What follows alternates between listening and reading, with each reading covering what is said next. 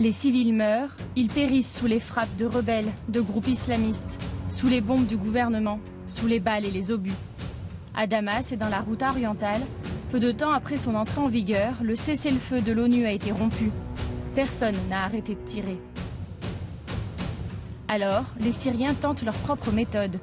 Des milliers de tracts sont lâchés sur la Ghouta orientale par des hélicoptères du gouvernement.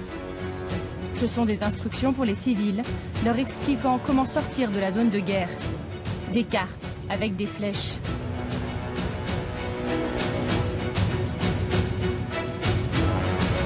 Une technique déjà utilisée à Alep.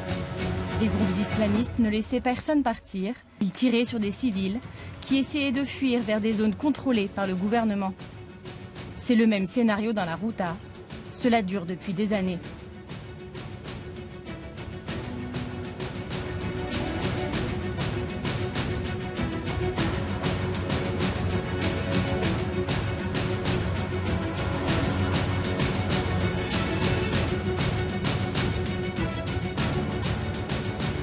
Experts et activistes alertent au sujet de la Ghouta orientale, une des dernières enclaves contrôlées par l'opposition et des groupes islamistes, dont Jaïch al-Islam. Nous saluons la décision du Conseil de sécurité de l'ONU sur le cessez-le-feu au regard de la charge pesant sur nos familles. Leurs souffrances doivent être allégées.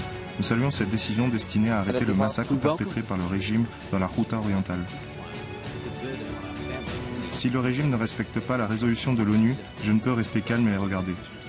Je dois me défendre et défendre ma famille dans la Ghouta orientale. Mais une question pourrait être posée. Pourquoi ce groupe islamiste empêche femmes et enfants de quitter la zone de guerre ?